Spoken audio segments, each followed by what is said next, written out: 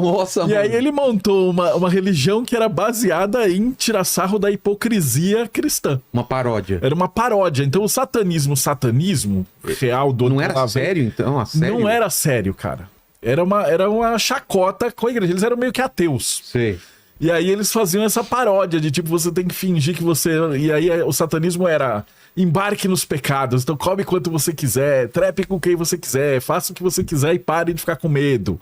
E aí pegou essa contracultura. Faça tudo o que tu queres, Faz o que você quer, pega um pouquinho do Crowley. Olha lá, essa é a figura. Tanto que foi... Aí você vê que tem uma coisa Ele meio se levava teatral, a sério, né? ele tocava em circo, então ele tinha todo o teatral, né? conhecimento do teatral. Então ele fazia isso aí, fazia o altar com uma mulher pelada no altar.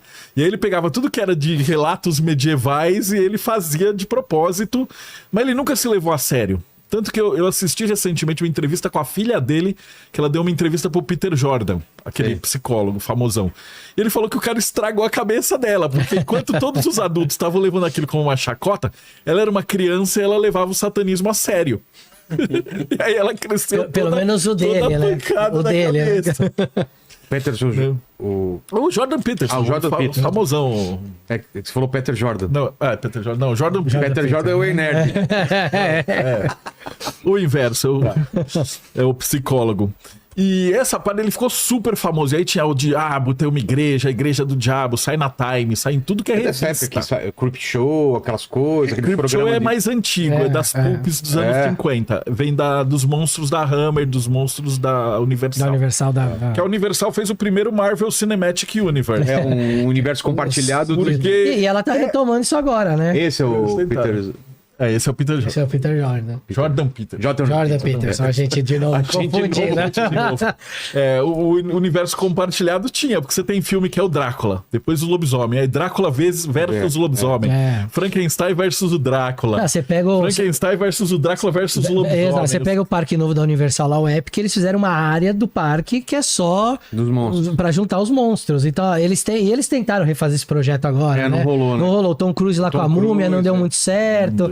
Mas eles ainda não desistiram dessa ideia. Eles estão querendo criar um universo que seja ali uma junção de King Kong com Godzilla, com vampiro, com Frankenstein. Nossa. Eles querem juntar tudo na mesma coisa e ver o que sai. Naquela época. Que era os clássicos do terror, né? O Drácula é um clássico, mas ele foi escrito por um ocultista. Ah, é? Então o arquétipo do vampiro do Drácula, ele é pra ser como se fosse um encosto. Porque imagina que um médium que tá enxergando um fantasma. Sei. E aí esse fantasma vai sugar o Léo. Então ele tem que chegar e sugar pelo pescoço. Então o médium olhando assim, ele ia ver alguma coisa aqui grudado no nele. pescoço. E se ele olhasse no espelho, só ia ter o Léo, não ia ter ninguém no espelho. Então, quando eles escrevem o Drácula, o sol dissolve. O sol que dissolve esse tipo de forma. Coração. O alho, que é uma planta que você usa normalmente para fazer banimento no meio cultista. Eles colocam tudo isso. É o Bram Stoker, né? É o Bram Stoker. Ele foi da Golden Dawn. Então ele escreveu... Golden Dawn, que era? Golden Dawn era uma ordem secreta que lidava com magia de verdade. Séria. Foi fundada ali no fim do século XIX. Durou algum tempo, porque o Aleister Crowley publicou os rituais dela num jornal e ela acabou ficando público. Mas muitos ocultistas famosos que saíram de lá acabaram fundando outras coisas. Então você tem John Fortune, você tem o próprio Bram Stoker fez parte da ordem. Você tem poetas como Yeats também fez parte. A John Fortune faz um livro que chama As Aventuras do Dr. Traveler. Que depois, mais tarde, o Alan Moore pega e faz o John Constantine, baseado nesse cara. E ele era praticamente o Constantine. E, cara, e tem umas coisas muito loucas quando você pega a literatura, além do Bram Stoker. Tinha um escritor, Rosa Cruz, do século XVIII. Ele escreveu um livro que era sobre a energia vril. E era um livro Rosa Cruz, que a ideia desse livro era... Você tinha ali pessoas que estavam buscando... uma evolução espiritual, mas você tinha um povo que vivia numa caverna, que dominava uma energia do mal, e que essa energia poderia destruir a humanidade, que eles tinham um formato de répteis. E aí, cara, esse livro, ele estourou na época, ele virou um best-seller. Com o tempo, teve uma galerinha ali na década de 30...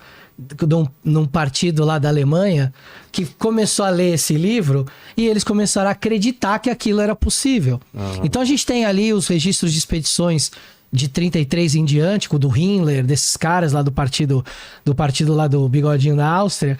E aí esses caras foram atrás dessas coisas porque o Hitler acreditava que isso era de verdade. Nas relíquias, né? Teve uma busca absurda. Absurda. E essa energia Santo Graal também. Santo Graal, a lança de Longinos, a Arca da Aliança. Cara, ele mandou os caras pra Antártida, ele mandou os caras pro Tibete. E aí lá no Tibete ele queria procurar esse negócio. Então assim, um livro que se tornou popular de literatura, então a gente tá falando do século XVIII, em 1700 e tralalá.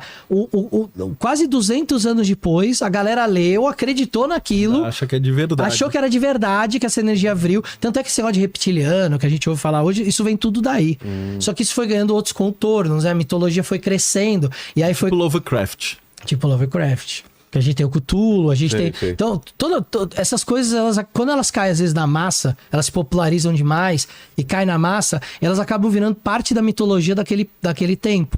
E aí ela vai ganhando também camadas, vai ganhando aspectos. Então, quando você falou de reptilianos, você vê muita gente falar, os reptilianos, eles são os Illuminati, eles querem dominar o mundo. Isso é a junção de um monte de teoria da conspiração, tudo junto ali, né? E sai de um livro. E sai de um livro. Quer ver outros mais dois, que são clássicos, acho legal de explicar.